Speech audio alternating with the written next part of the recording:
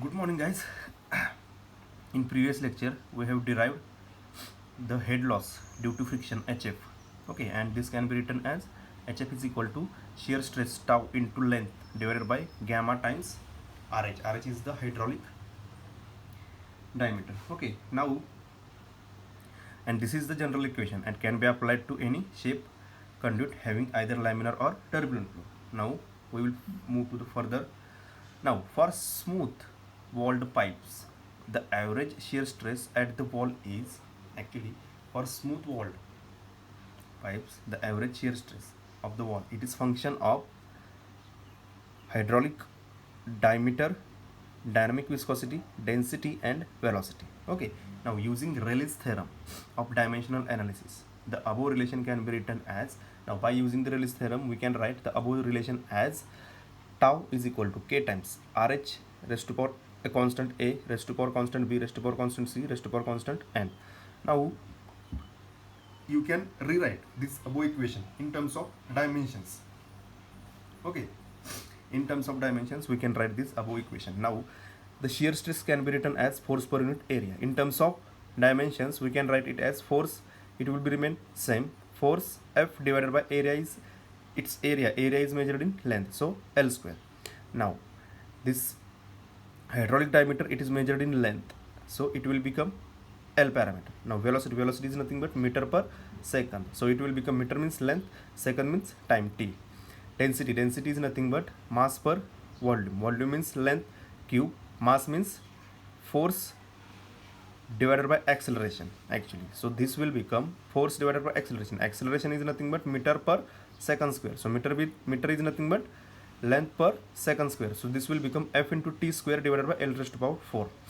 And the dynamic viscosity, actually its unit is Newton second per meter square, so Newton is nothing but force, second means t divided by meter square means length square, it will be in denominator, it will become L raised to power minus 2. Now, so by putting all these parameters into this equation, you can get F by L square into the actually this k times, you can write all the parameters in terms of length, time, and mass. Okay, so this will become the like that equation. Okay, so next, actually this is the same equation now. So this is the final equation that we have got by putting the dimensions or all parameters. So now according to the dimensional homogeneity, the dimensions must be equal on either side of the equation. That is, for force parameter, the dimensions on LHS must be equal to on RHS. So this will become for force parameter, this will become for force, this is equal to 1. 1 is force, its index is 1, which is equal to F index is B, similarly F index is C. So B plus C, first equation. Now second, for length parameter, this will become minus 2. Minus 2 is equal to, for length A for length minus 2B, for length minus 4C, for length N. So this is the second equation. For time means second parameter, this is on LHS, there is no term, so it will become 0, is equal to, for time this will become raised to power B, so B, this is 2 times C, this is 2 times C, this is t raised to power minus 1 into n, so minus n, this will become third equation. So solving these three equations, you will get three constants A, B, and C. So we will get A as n minus 2, B as 2 minus n, C as n minus 1, and substituting the values of this A, B, C back into this equation. Substituting values of A, B, C into this equation, we will get tau as k times tau as this Reynolds number. Actually, what will happen, we will put A, B, C in this equation as n minus 2, 2 minus n, n minus 1 into n. So this will become RH into V into rho divided by nu n minus 2, n minus 2, n minus 1, so into rho v square. So this can be written as RH into V into rho divided by nu raised to power n minus 2 divided by rho into V into rho into V square. So this will become Reynolds number raised to power n minus 2, because rho Vd divided by nu, it is nothing but Reynolds number. It is nothing but Reynolds number raised to power n minus 2 raised to power n minus 2 into rho V square into rho V square. Now setting this equal to Cf by 2, we will get shear stress as Cf into rho V square by 2.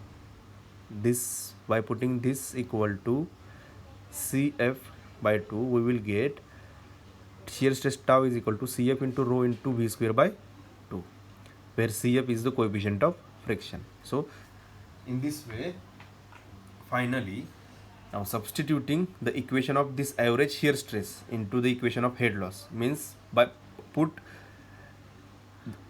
the shear stress value into the equation of head loss, we will get this HF is nothing but shear stress. Actually, first we have to see the value of head loss in terms of shear stress. Okay, the head loss is equal to shear stress into length divided by gamma into RH. Now put the value of this shear stress into this equation. We will get C times rho into V square divided by 2 into L divided by gamma into RH. Now this will become Cf into V square into L divided by 2 times G into RH, because this gamma can be split as gamma is nothing but rho G. So this rho will get cancelled to this rho, so it will remain only 2G. So it will become finally Cf into V square into L divided by 2 times G into RH. Now we know that for circular pipe flows, RH is nothing but D by 4. Already we have discussed about that. We have find out the hydraulic diameter for the circular pipe, and it is nothing but D by 4. So by putting RH value into this equation, we will get put D by 4 instead of this RH. So 2 times G into D, this will get to numerator. Okay, this is by mistake. So it will become 4 into Cf into L into V square divided by 2 times GD. So finally this will become F into L into V square divided by 2 times GD.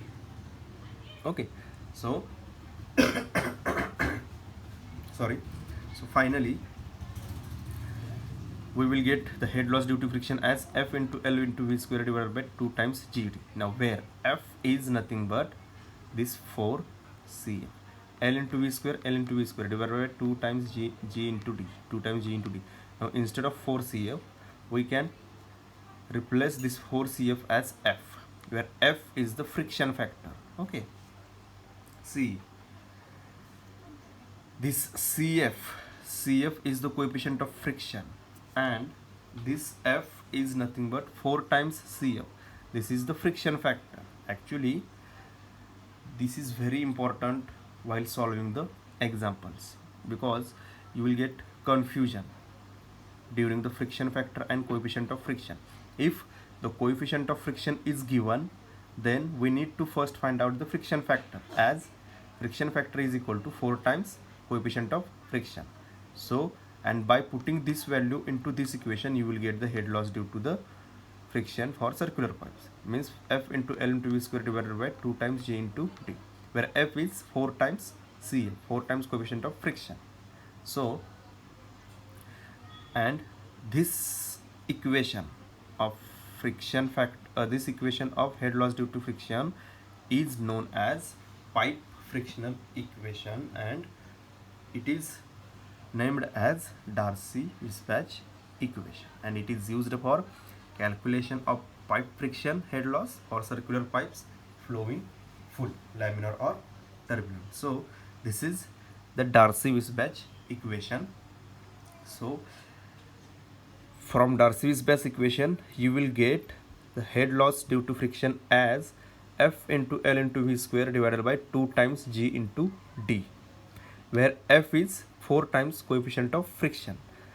So remember, small f is nothing but the friction factor, and the Cf is nothing but the coefficient of friction. So if coefficient of friction is given, then you need to find out the friction factor, and if friction factor is given, then directly you can put this friction factor into this equation, and you will get the head loss due to friction, because this is very important while solving your numericals. Okay, so this is the Darcy-Weisbach equation.